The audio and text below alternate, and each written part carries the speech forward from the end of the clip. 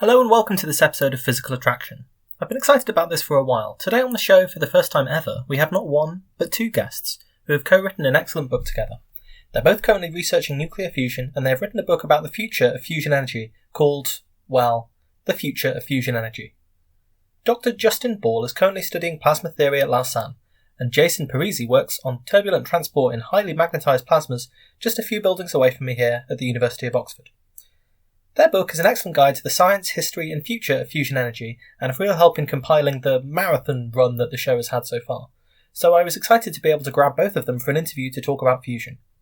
Since this comes after I've already been yakking about fusion for ages, the conversation does assume some knowledge of what nuclear fusion is, but should be easier to follow if you've listened to some of the episodes in this series already. This is the second part of the interview with Justin and Jason. It doesn't really depend on the first part, so you can dive right in here if you're a kind of non-linear person, but you may want to listen to the first part first. Without further ado then, the authors of The Future of Fusion Energy. Yeah, so I think this brings us on quite nicely then to chapter 9 of the book, where you talk to, obviously, Justin, you are associated yourself with Commonwealth Fusion Systems, but also there's lots of other startups that are out there that all have various different methods by which they're trying to... I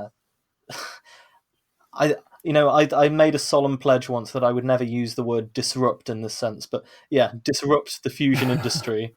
I hate myself. It's fine. I can edit it out. It's all good.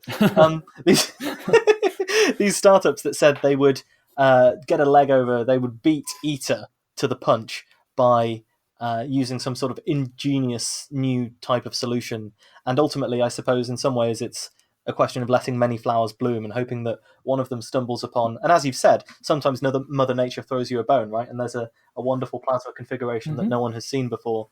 That there's nothing really in the laws of physics, I suppose, that really prevent you from discovering something like that, particularly when you're exposing the plasma to new kinds of approach. But so for the course of writing the book, did you get a chance to interview lots of the people involved in these fusion startups? What was that like, and could you tell us about some of them? I'm sure. Yeah. So we reached out to a lot of them with varying degrees of success, and so like some are quite secretive. For instance, like Lockheed Martin, we couldn't even find like an email address to send. Others, like Commonwealth Fusion is very closely associated with the academic community. And so some of their stuff has been published in the recent past, right? Which is not the case for a private company like Lockheed that barely needs to publish anything that they're doing. Yeah, exactly. And so, for example, TAE Energy was really nice and sat down with a Skype interview with us, and these tokamaks are really complicated. There's been a bunch of research on them. All of these fusion startups are as complicated as tokamaks in terms of from a physics perspective. And so, even us as fusion scientists, it's really difficult to wrap our heads around how these devices work, what's their potential drawbacks, what are their potential advantages. And so, more information is always better. And so, like, for example, TAE and also General Fusion did a good job of like walking us through how they see their device and how they envision it working. Just to bring on to one in particular, General Fusion, so the concept that they have, as I understand it, and again, you've talked to them, so you can correct me if I'm wrong, but they have a device where you inject your deuterium tritium fuel into the center of this kind of spinning vortex of molten metal, and then they have all of these pistons on the outside of their device, and the idea is that they're all going to simultaneously, to within a few fractions of a millisecond, compress all of that, all of that molten metal at the same time, and cause a kind of spherical shock wave that will come in and compress that in a fuel capsule. And so in some ways it's similar to what inertial confinement fusion scientists with lasers were trying to do, where you compress a capsule to a very, very, very small size, very high temperatures and densities, and it hopefully produces enough energy to make that whole effort that you'd set up beforehand worthwhile.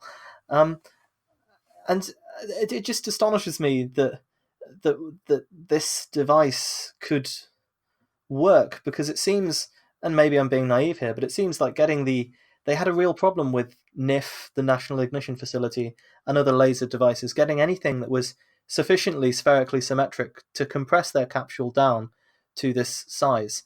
And the idea that if you can't do it with lasers, you could do it mechanically with pistons and so on is just amazing to me. So, I mean, how did they talk about their device and how they viewed it? And, have I missed a trick in the description that makes it seem more feasible? So I mean, their design has changed somewhat as they've learned more about it. And so I think initially it was what you're talking about, where they have these huge pistons that just slam on this liquid metal and propagate a shockwave through, which just like it seemed like a very violent shockwave, and it seems like it would cause liquid metal to go in the plasma and lead to be everywhere. And at least from my perspective, it seemed quite challenging. Now they're doing more of a slow compression. So the idea is that what they're pursuing is called magnetized target fusion, and it's a compromise between normal magnetic confinement, like a tokamak, and inertial confinement, like the NIF laser system. And so you start off with a magnetically confined plasma, and then you compress it a la inertial confinement. And so initially they were having this shockwave to provide much more extreme compression, so that it would be more similar to a NIF-like device. And now they're kind of smoothly pushing in liquid metal to compress it more slowly, less violently. And so now it's more towards the magnetic confinement tokamak like approach. But I mean, so they're quite open with the community and engage. And the main thing that I'm worried about is the potential for the liquid metal, liquid lithium, lead to get into the plasma and contaminate it. The liquid metal is really elegant because it really solves your material science concerns of meaning that you don't have solid material that it gets weakened by neutron damage. But at the same time, one of the keys for getting good performance on the original tokamak in Russia was to just fastidiously clean the wall and make sure that you weren't having any impurities, any like large atoms like lead or nickel or whatever getting into the plasma. And it seems like if you have liquid right next to the plasma that's getting compressed, that there's a lot of potential for impurity contamination.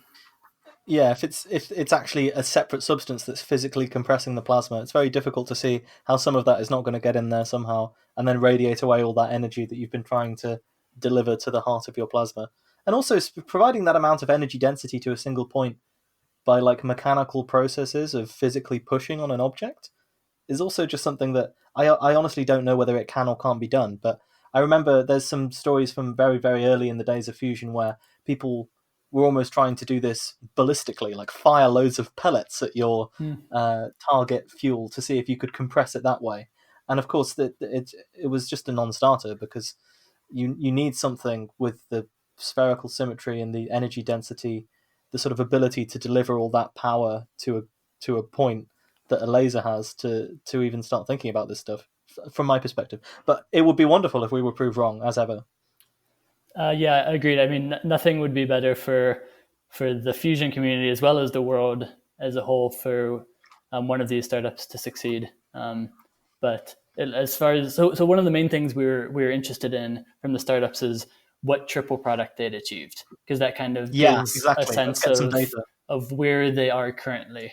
And we did a literature review, we asked a lot, and as far as we can tell, none of the startups have achieved the triple product that the T3 device in Russia in 1968 got. And so this was the device that kind of started the tokamak revolution in fusion. And so as far as we know, the startups have yet to match that.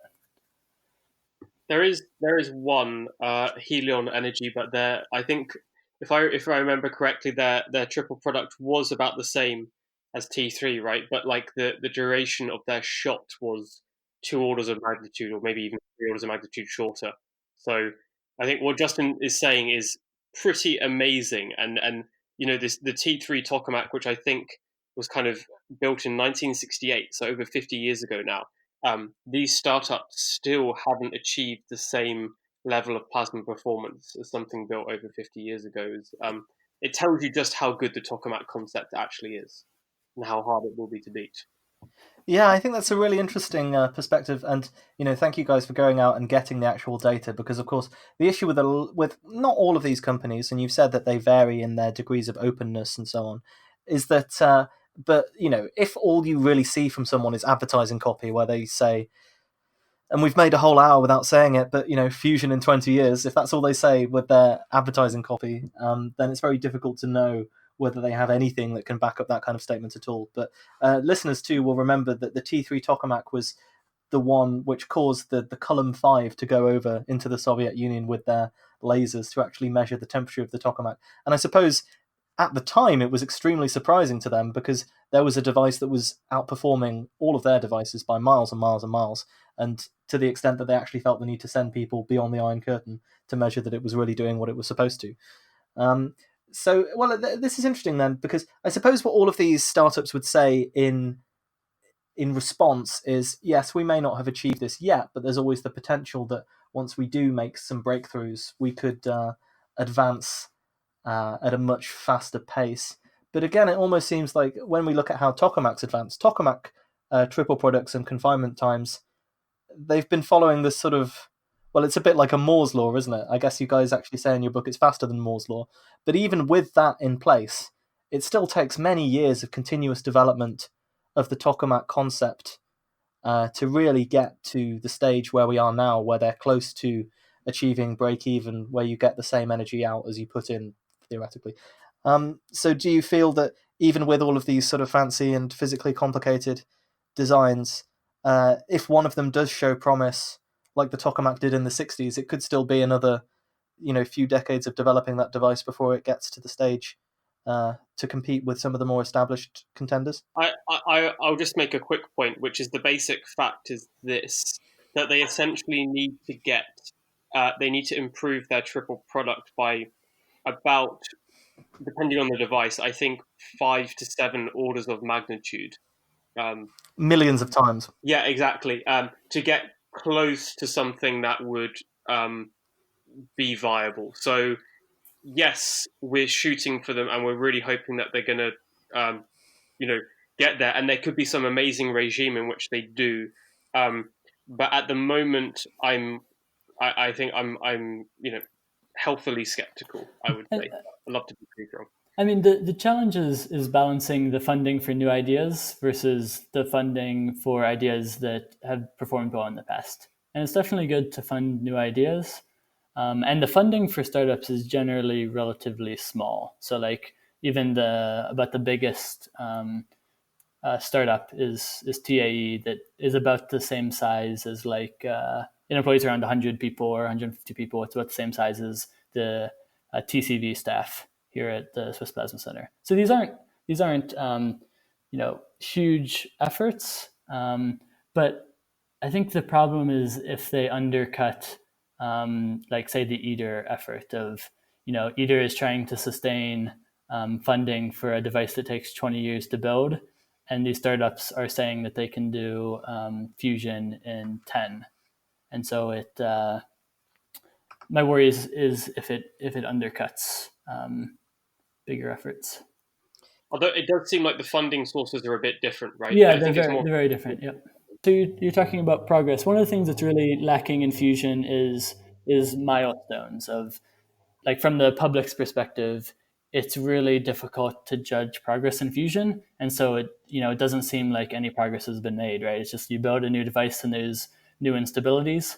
But I mean, like, the instabilities that we're dealing with now are, micro instabilities that are these small turbulent fluctuations that cause energy to leak out of the device. Whereas in, the 1960s and 50s, we were talking about, these huge MHD stabilities that were causing the plasma to slam into the wall.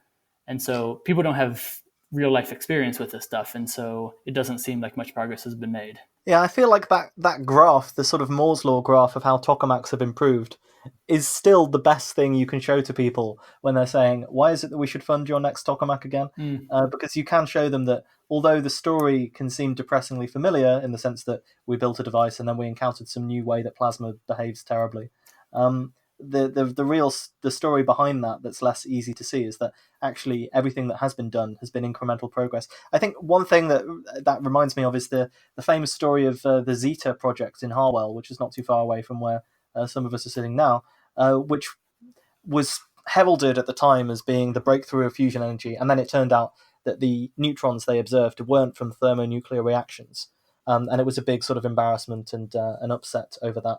But then a few months or years later, similar devices did achieve what Zeta was supposed to have achieved, and they did achieve thermonuclear fusion reactions. And that story, that progress, kind of got buried by the high-profile debacle over Zeta. I mean, do you think that maybe fusion scientists or people similar, and this is obviously part of why you've written your book, need to communicate with the public in a different way to avoid this kind of thing from happening? Or do you blame people who write headlines? Yes, both. Definitely both.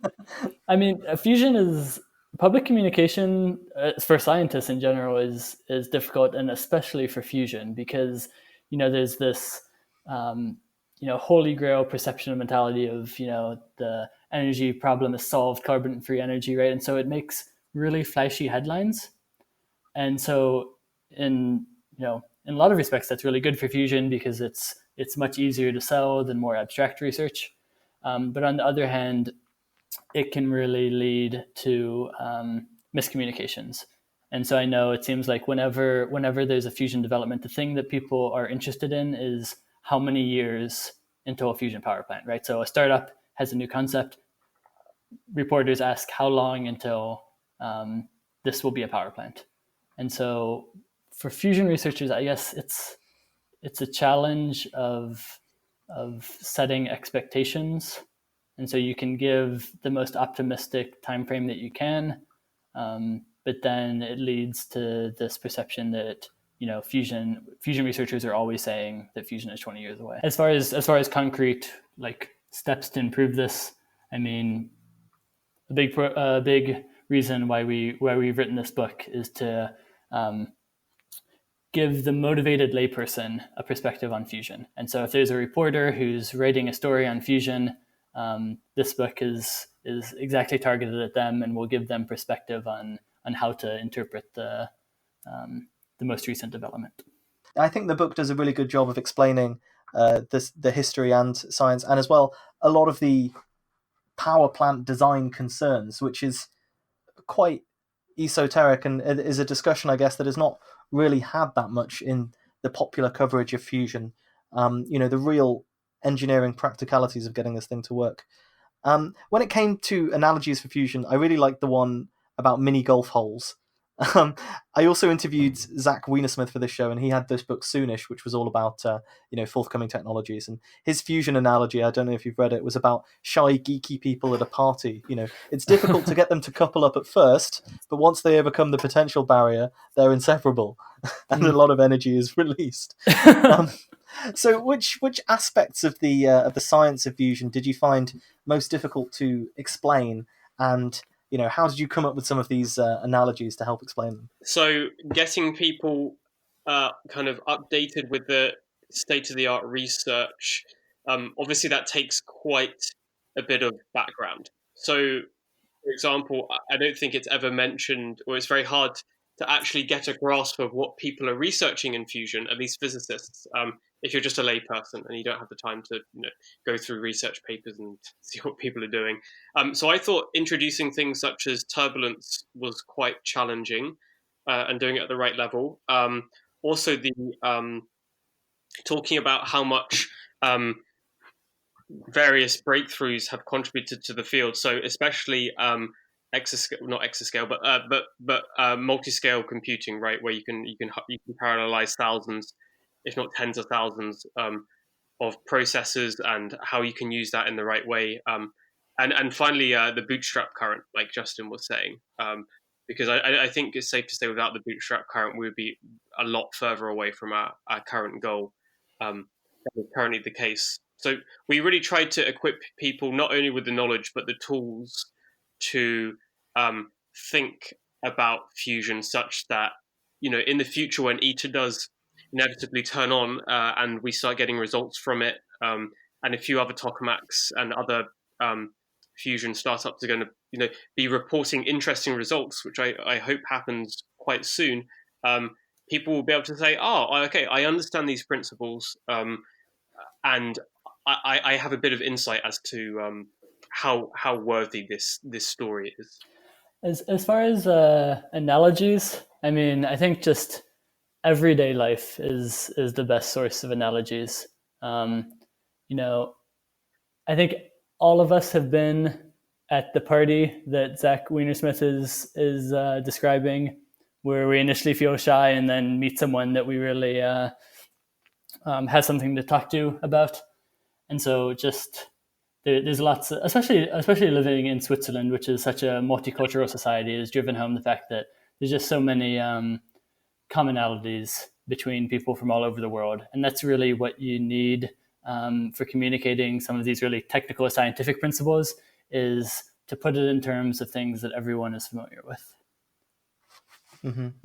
It's such an interesting challenge, because I've certainly found, especially with this show where I'm trying to explain things about physics in an audio format, one of the real challenges is getting across what I want to do, what I want to explain, without pointing at an equation ever.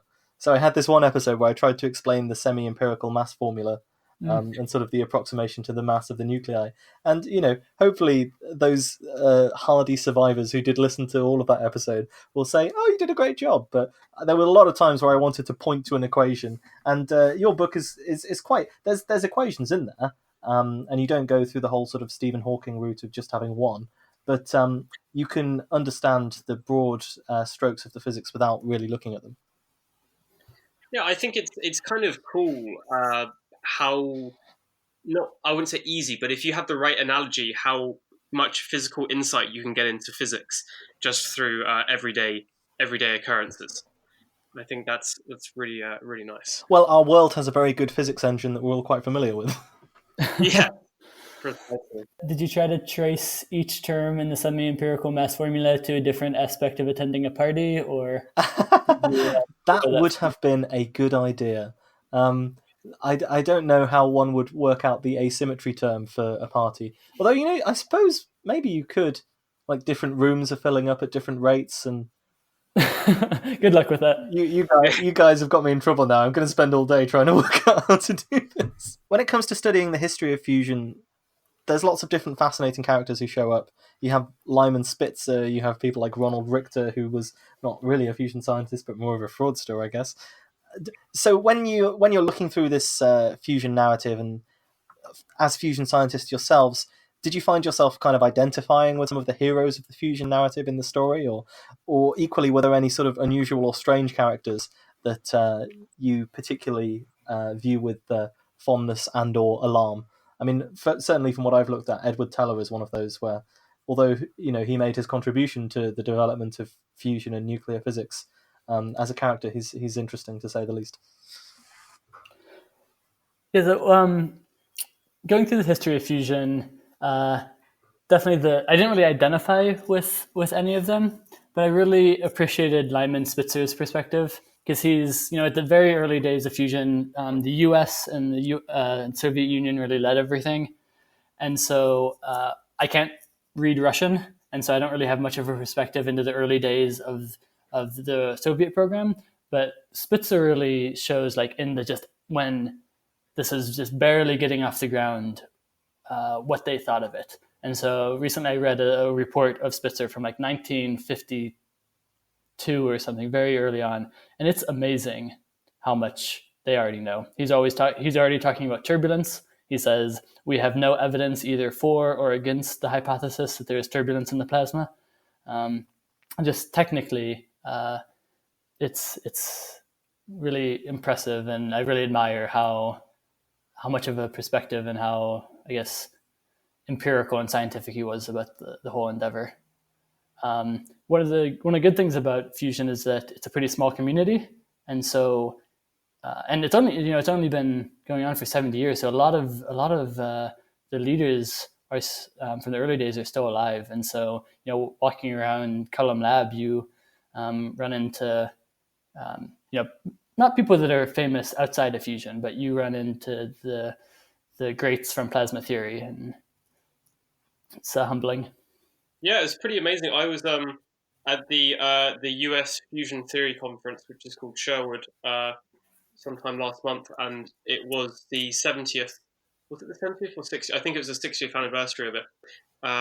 And one of the people who organised the first Fusion Theory Conference, Russell Coulthard, he was there, and he's still at PPPL. And this guy is just like a giant in the field. If you read lots of the initial papers on MHD stability and magnetic geometry, he was the pioneer of this stuff.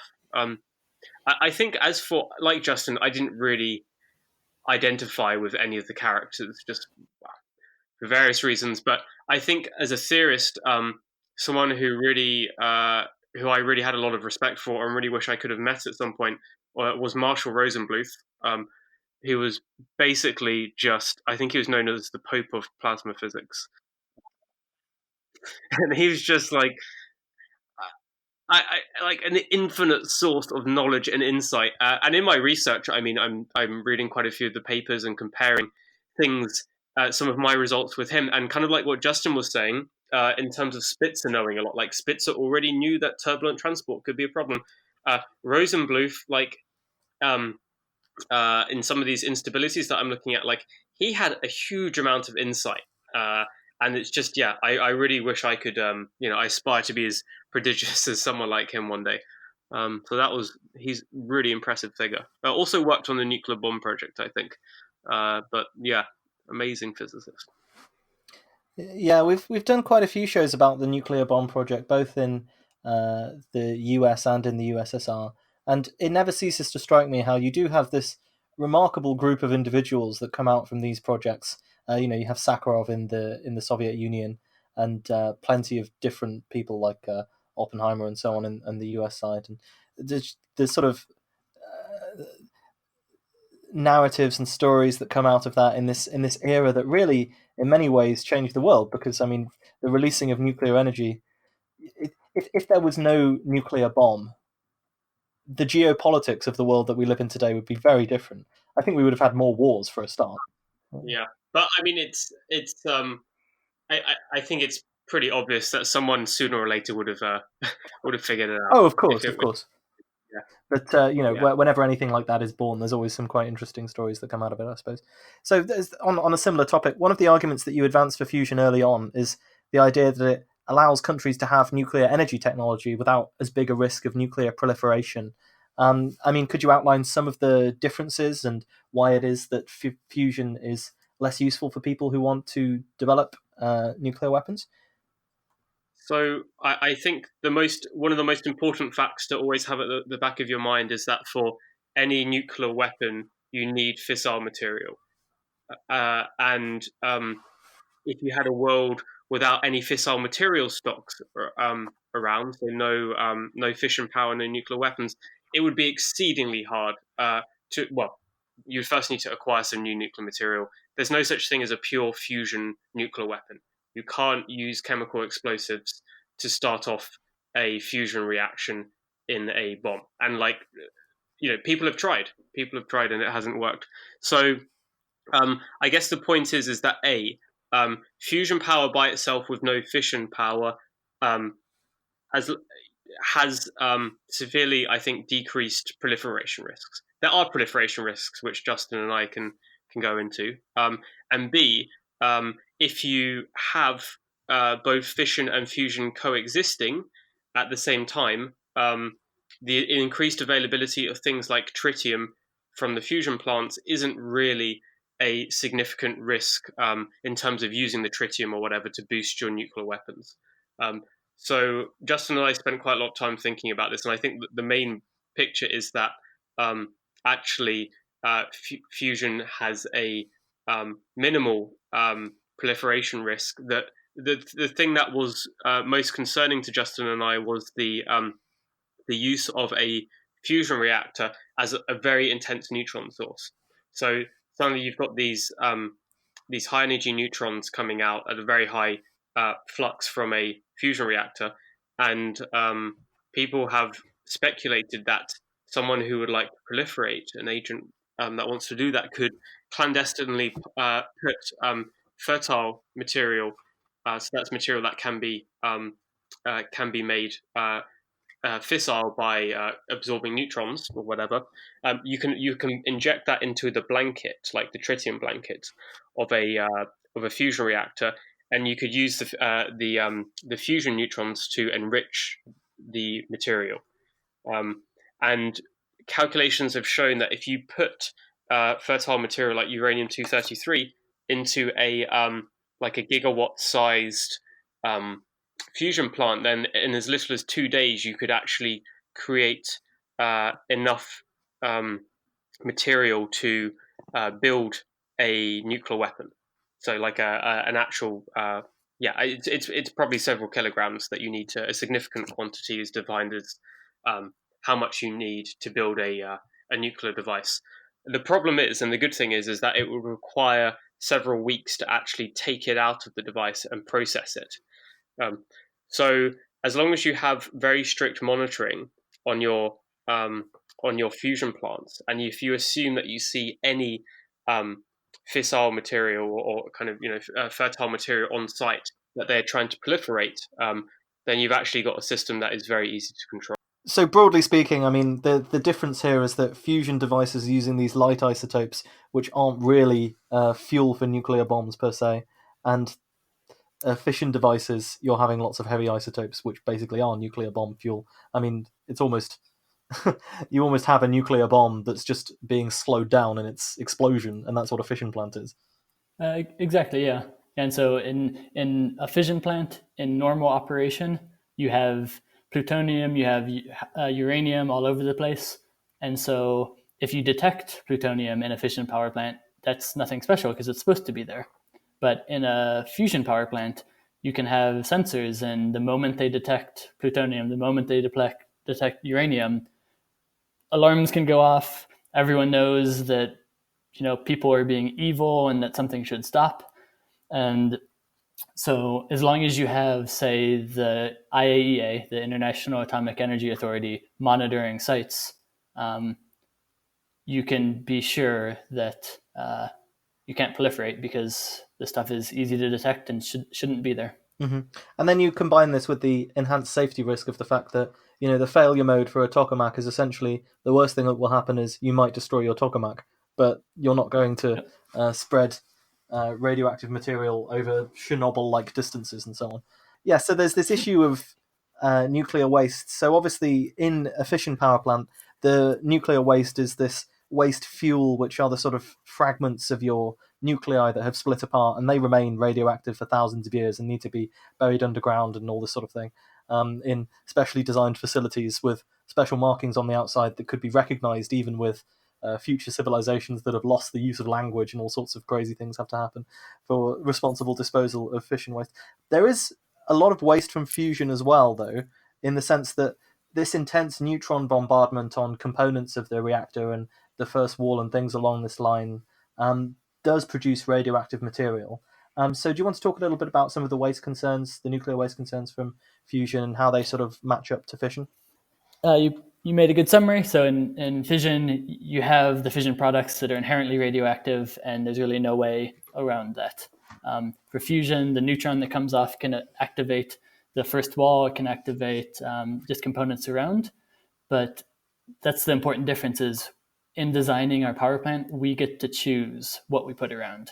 So the radioactive waste is there, but it's not intrinsic. And so we can, as we get better at fusion, we can design the first wall, design the surrounding components to minimize the type, the danger of the radioactive waste, as well as its amount, as well as its lifetime.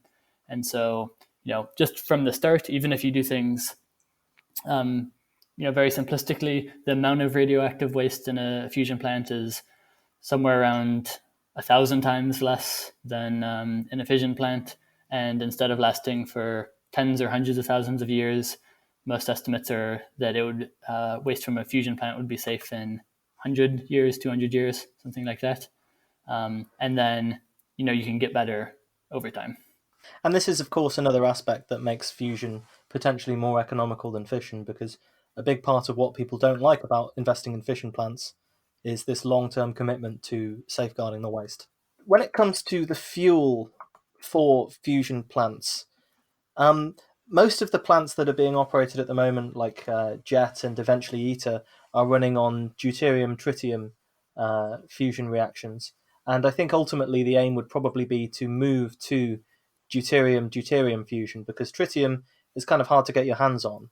And there are currently schemes to recover some of the tritium or make more tritium as part of your fusion reactors running cycle. So, I mean, how feasible do you think, how much of a concern do you think the fuel is for fusion power plants, in particular tritium, and trying to recover that from the reactor? Well, quickly, just to say, by the way, so only 2 tokamaks have actually ever operated DT. Most of them are operating at levels where the fusion power is negligible. They're just, because tritium requires all kinds of licensing and stuff. I see, but when they're running their shots to get as much power as possible, they operate in DT. Is that right? No, only two tokamaks have ever actually done DT. There was TFTR in Princeton, which first did it in 1991, and then JET did it a few years afterwards. But we haven't actually had any large-scale DT tokamak campaigns since 1997. Yeah, so the general idea is that tritium is expensive, it's radioactive, it's just a huge headache. Mm-hmm. And so most experiments run on pure deuterium. So they produce relatively little fusion power, like very little fusion power. And you understand how the plasma behaves. And it's pretty straightforward to understand how a DT plasma, a deuterium-tritium plasma, would have behaved. So the plasmas behave pretty much the same. And then you can imagine how much power would have been produced. I see. So, but in the long term, for I guess the first practical tokamak power plant demo, the plan there is to run with DT or with DD. So power plants would have to use deuterium-tritium, and so as far as getting tritium, it's definitely true. I think power plants have to be self-sufficient, meaning they produce as much deuterium as they consume, and that's by using a lithium breeding reaction with a neutron. And so it is a challenge, and it's particularly challenging because we've never been able to experimentally test this. So the few devices, so JET and TFTR, that have used deuterium-tritium as fuel didn't produce very long plasma discharges, so they didn't produce very many deuterium-tritium neutrons. And so you can't actually test experimentally the schemes to generate tritium. And so the physics of it are pretty well known. So you can use neutronics codes that are used for nuclear bombs or whatever. You can use these codes to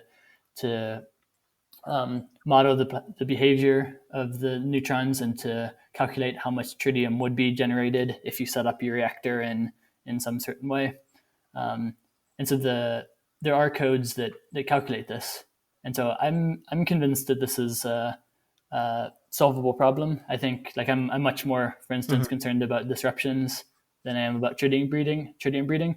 That being said, it hasn't been experimentally tested yet, and it will be an engineering challenge because tritium is really precious, and so you can't let it, you can't lose it. You can't. You have to be really careful about.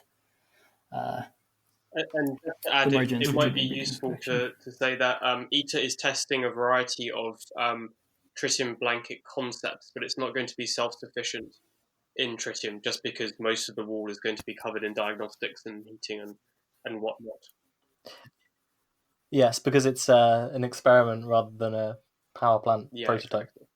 So ITER is due to be switched on if there are no more delays in a few years. Could you take us through what ITER is going to do when it's switched on, and what are going to be the sort of major milestones to look for, the major achievements that this particular experiment is hoped to have, and some of the maybe perils and pitfalls that you might see along the way as well? So like most fusion experiment or most big fusion experiments, it'll be switched on in stages. And so 2025 is the date for the first plasma. And so initially they'll be operating very conservatively without a lot of different heating systems. And so this will be just basically proof of principle. We can create a plasma. Interestingly, ITER will be so good at fusion that it won't be able to use deuterium even, because it would create too many deuterium neutrons. And so it will be running, I think, with either helium or just normal hydrogen initially. And then these preliminary experiments will be used to study how the plasma behaves, and then you just gradually increase performance, right? So heating systems will be gradually added to it, and more aggressive discharges will be used. And of course, during this time, you're going to be looking for disruptions, right, and trying to figure out how they behave, because in the early stages, you can use really, puny plasma discharges to figure out how things work, and then gradually move them up, because of course you don't want to damage the device. And then ultimately, about 10 years later, right now it's scheduled for 2035, will be the first deuterium tritium experiment. And so that's when kind of the full might of ITER will be unleashed. And that's when you'll install the tritium breeding modules, potentially, would be sometime after that, to test tritium breeding schemes. And so they already have, so they already have kind of the shape of the general experimental program set up in that way, just to minimize. So it's fair to say that maybe perhaps the primary goal of the first 10 years is to see how the plasma and the reactor behave compared to, the theoretical models of how it will behave, particularly sort of seeking that upper limit of how high you can push the plasma density and so on until you start hitting these disruptions. And then subsequently is when they go for their as in Jet's case. I mean, Jet, I think, was originally built in 1983, and then they didn't really hit their peak power until 1997. So again, there was a stage where there was sort of 10 years of experimenting with the device and learning as much as they could from it before they went for their peak plasma power shot, I guess. And it seems like we'll be following a similar sort of cycle for ITER. But even the early days of ITER will be really interesting. So seeing, of course, Jason was talking about this pedestal that exists at the edge of the plasma, and so just seeing what the pedestal looks like, how good it is, will be something that could be seen before going to full deuterium tritium shots, and that will tell us a lot about what the performance will be. So it's really a moment of truth when people start getting data out of that will come fairly shortly after the thing is first switched on, which is, looming at this stage. How do you feel? Just sort of, there was a wonderful article that you linked to in the book when you were talking about ITER, which detailed this stage where ITER was in considerable difficulty, and ultimately the project had to be delayed, and the head was replaced by Bernard Bigot, who was quoted, I think, on the cover of the book, which was quite a coup. So do you view ITER as being a project that is now in safer hands and going to go ahead on time, or is there still the potential for things to get delayed and go wrong with it? I mean, there's always uncertainty, right? Especially with large engineering projects like this. But it does seem in the past few years that things have been on schedule. So that's been really promising. Yeah, I think things definitely look better than in that. I think it was around 2014 when things were really seeming like they were going through a critical stage. Things seem on a better track now. It is important to keep in mind that ITER is just like an immensely ambitious experiment, right? Like I think it is the world's biggest scientific collaboration, and so we've talked exclusively about technical challenges of ITER, but the political challenges are in a lot of ways just as formidable. The ITER project was founded by a treaty between Reagan and Gorbachev, and so there's all sorts of political challenges that then cause logistical challenges to the project as well. And the Americans themselves have not necessarily been the best contributors and most sort of faithful partners in this endeavor. But I suppose in some ways, given the way that global politics works, it's kind of amazing that the project has held together across those decades with the partners that it's had for so long. Yeah, I mean, these large international projects have a lot of inertia, which can be good. So like when it was going through the challenges in 2014, having this big political weight behind it, I mean, it's hard. It's hard to change, which can be a good thing. But then on the other hand, yeah, trying to keep 35 different countries on the same page for 20 years is just incredible. So looking to the future, there is one question I'd like to ask that's not actually that much related to fusion, but I just think that you guys will have interesting perspectives on it, because we've done a lot of episodes on this show about the future of humanity. We've had series about existential risks, artificial intelligence, this sort of double-edged sword that arises when new technologies arise, and the fact that technological developments can often offer us great improvements to our lives while also exposing us all to great risks. I mean, where do you view the trajectory that our species is headed on? And I guess what role do you think fusion will have to play in that in the future? I think, I mean, the future of humanity is obviously a fascinating and huge topic. I would say for fusion itself, something that makes me optimistic about the future is fusion, because if we manage to get it working, you've mentioned these technological double-edged swords, right? It's you have some kind of scientific and technological breakthrough that gives you this new capability, but it's really up to humans and how we organize ourselves to determine whether we curtail the worst elements of it and optimize the best. And fusion, commercial fusion, really is a shining example of how humanity says, look, we have the ability to blow ourselves up, many times over with nuclear weapons, but we didn't do it. Instead, what we did is we actually worked on something that was extremely hard for over a century, or roughly a century, hopefully, from the time fusion research began. In an international effort that required long-term vision and investment beyond our own lifetimes, even, and we actually came to the point where we can now build fusion reactors. So I think just from a psychological perspective, if we do that, that would be incredible, because knowledge of the strong nuclear force and nuclear binding energy, that's probably the sharpest double-edged sword we've discovered so far, right? And then Very true. obviously we still have nuclear weapons, so that's the other side to deal with, but at least we did something good with it. And I think fission power is also a good example of something good, but fusion is a lot harder and even better. And then secondly, fusion is exciting because we talked a lot about electricity generation and all that kind of stuff. But I think really, from what Justin and I concluded from our investigation for the book, is that if you want either manned interstellar or even interplanetary travel to the outer bodies of the solar system, then fusion really is the ideal fuel for that. And for interstellar travel, chemical is just not going to do it at all. Fission is marginal, and you need fusion. So I think fusion is really, it's a technology that enables the stars to open to our species, and it's something that in the long term we will look back on and be very, very glad that we invested in. And finally, what I would add to that is that lots of people at the moment are talking. I mean, obviously, climate change and resource constraints, it's a huge problem. The thing I like about fusion is it's like this.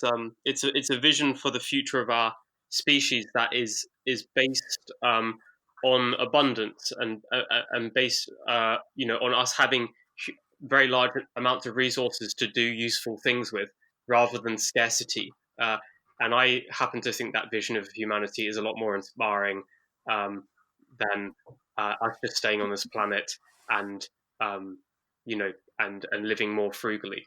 So yeah, those are my 2 cents. Okay. Well, just on this tangent, if I could, the interstellar travel and fusion is a really fascinating combination of topics that I'm sure the listeners will be intrigued by. So we've talked about it very briefly in one of our episodes on the Starshot project, which is this idea that you would launch sort of cube satellites into space using a big array of lasers on the ground that would, accelerate them to some appreciable fraction of the speed of light, which is the real bar for interstellar travel, is actually, either having a slower but sustained journey or something that's going at an appreciable fraction of light speed. Mm-hmm. And that these would launch these satellites to the nearest planet, the nearest star, Proxima Centauri, and have a look around. So why is it that fusion is the sort of superior fuel for use in these journeys? Is it just a matter of the fuel itself, or what leads you to these conclusions?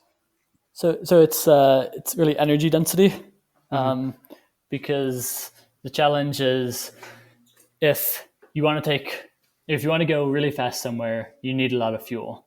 But then at the start of the journey, you need to accelerate all of the fuel that you're going to use later in the journey. Mm-hmm. And so there's this exponential dependence. So basically, the weight of the fuel, you can spend all of your energy accelerating the weight of the fuel needed for later in your journey.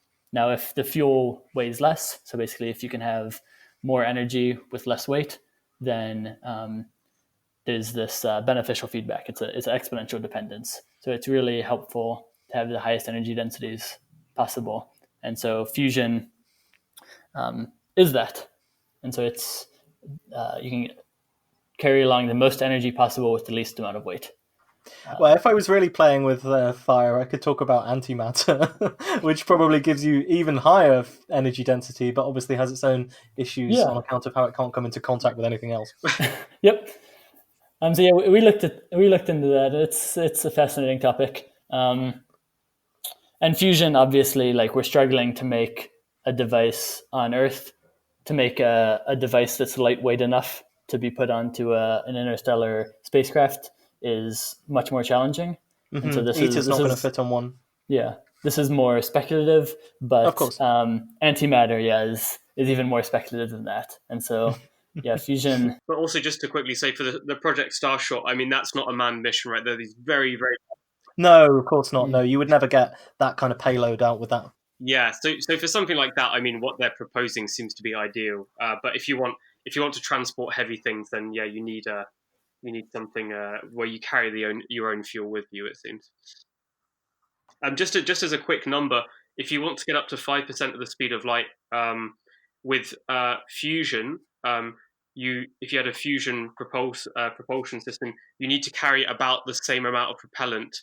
Well, half the mass of your ship has to be fuel. However, if you want to get up to 5% of the speed of light with fission, it's like you need to have thousands of times more fuel than you do with payload. Than the actual dry mass of your ship. And with chemical, like it's just you probably couldn't even get that fast with the whole mass of the solar system as fuel. So yeah, I mean, I don't know exactly what the ratios are for the shuttles and things that are being used at the moment, but it is mostly fuel by mass, and then the payload is a much smaller fraction of it, I guess. Finally, then, I think amongst fusion scientists, and I think both of you maybe have alluded to this a little bit earlier on, there's something of a cathedral mentality that has developed, which is, in other words, in the 1950s, when these real efforts towards fusion started, you could see why people might think that it could be relatively easy, because that in a few decades they've gone from no one knew what a nucleus was to nuclei have been split to blow up cities in Japan.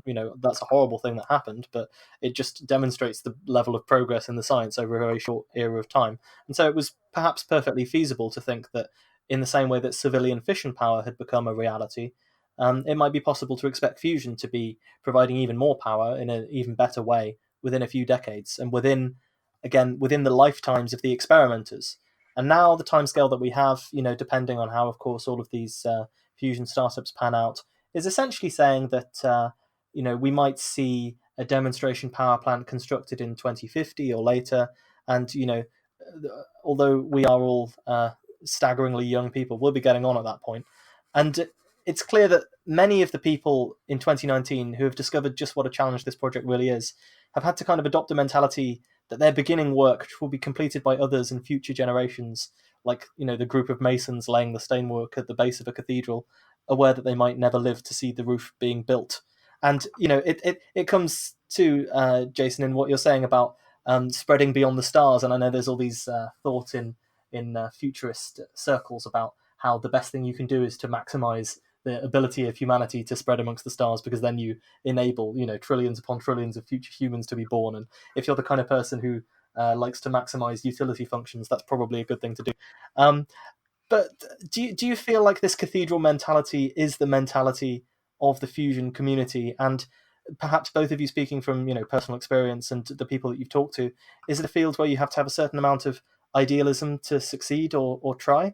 Or is it just that you're working on an incredibly difficult and fascinating physics problem, and the long-term consequences of it provide a kind of extra incentive and motivation to keep going? So I think it's a combination.